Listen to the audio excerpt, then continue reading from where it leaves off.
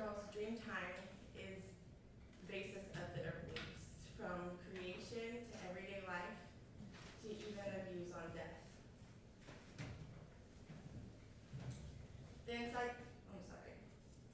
Australian Government Culture and Recreation Portal's website defines dreamtime as when the ancestral beings moved across the land and created life and significant geographic features. Once the ancestor spirits had created the world, they changed it to trees, the stars, rocks, and watering holes and other objects.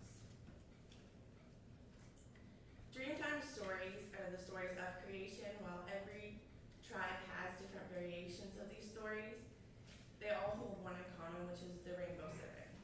It is believed that before creation, the rainbow serpent was sleeping below the formless earth, and at the time of creation, with the tracks in her belly, and at the time of creation, sprang through the ground, slithering around the land, creating topographical features such as waterways, and spreading the tribes among the land. There are many dreamtime stories that have all kinds of aspects of creation, such as forming the land, creatures, languages, and so forth. Now, while dreamtime starts at creation, it does not cease at this time. It rolls over into Aboriginals' everyday life. And as the Encyclopedia of Religious and Spiritual Development states, they understand that they act as custodians of the land and are therefore responsible for protecting the world of the spirit beings that created the land and still live in the mountains, waterholes, trees, rocks, and sky. The ancestral beings are honored and called to protect the land by prescribed rituals of the elders. And these places on the earth where the ancestral beings brought forth life are still known as sacred sites. This is one of the sacred sites called Olgus.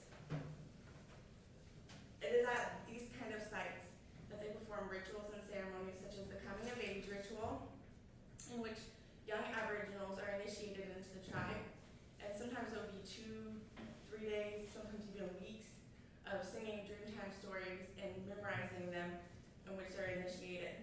At this particular site, only elders are allowed to discuss what ceremonies and rituals do occur.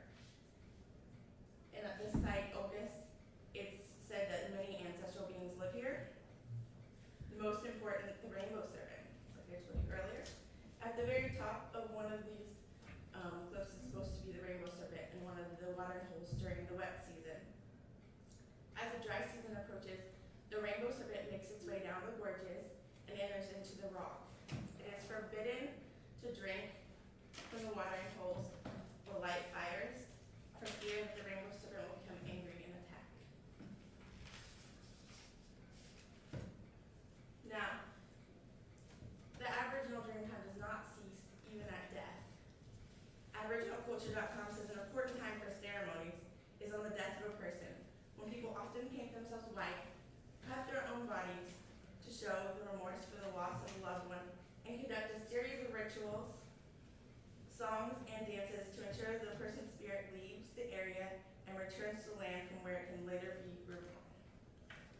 At death, they're no longer allowed to refer to their lost loved one by the name, only Kumanjabi, which is no name. Although they do still live on in memory of their loved ones, and oftentimes